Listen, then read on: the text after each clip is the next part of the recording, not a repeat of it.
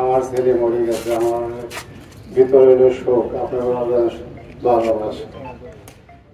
কালকে আমার ছেলের খবর হওয়ার সাথে সাথে আমি যা দেখেছি মোবাইলে, সকল স্তরের ছাত্রছাত্রী আমার ছেলের জন্য আন্দোলন করছে, সংগ্রাম করছে এবং আমার ছেলে লাশানি মর্গে রাখছে।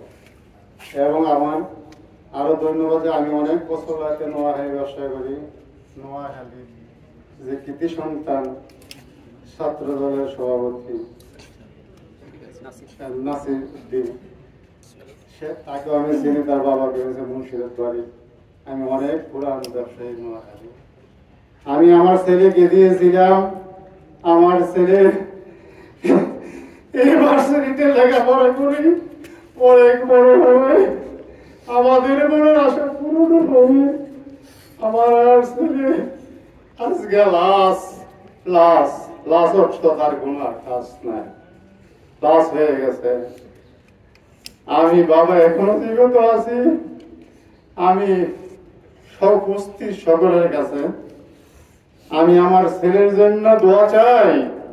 আমার ছেলেকে যেন আল্লাহ পাক জান্নাতুল ফেরদৌস দান করে। এছাড়া আমার আর কিছু চাওয়ার নাই। আমি কালকে ছুটে এসেছি, থানাতে গেছি, থানাতে সারা রাত কাটাইছি, তারপরও আমি ঠিক মতো মামলা রুজু করতে পারি না। এইখানে আসি, আমাদের ডিসি মহোদয় সাহেব আমাকে আশ্বস্ত করছেন, আপনার ছেলের ভালো বিচার হবে, আপনি ধৈর্য রাখেন। আমি স্যারের কথার উপর আশ্বস্ত হয়ে আমি স্যারকে ওয়াদা করলাম যে প্রকৃত খুনির বিচার চাই। আমার ছেলেকে একজনে মারছে, আর একজনের বিচার আমি চাই না। আমি চাই আমার ছেলেকে যে মারছে তার বিচার। আর আপনারা সবাইকে আমার জন্য দোয়া করবেন। আমার যুবক, আমার বোধের নাম ছিল জুবাইদ হোসেন, আমি গেতাম যুব, আমার বুদ্ধ ইমেল লম্বা ছিল, এইভাবে কাঁধে ভার দিয়ে থাম।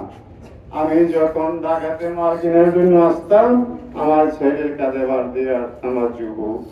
আজকে আমার যুবক নাই, যুবক মাকে আমি কি বুঝ দেব, সেই চিন্তায় আমি উপস্থিত।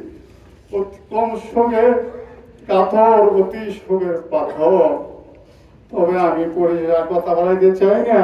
আমি আমার ছেলেকে নিয়ে দেশে যাব, দিকে করতে চাই না। কালকে থেকে আমার ছেলের জন্য যারা অত্যন্ত পরিশ্রম করছেন সকলের কাছে আমি ঋণী, সকলের কাছে আমি ঋণী।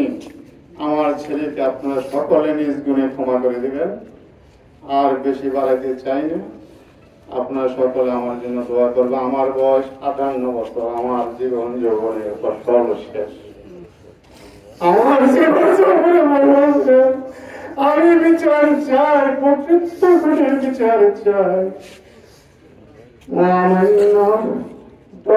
প্রধান উপদেষ্টা ডক্টর ইউনূস সাহেবের কাছে আমি বিচার চাই।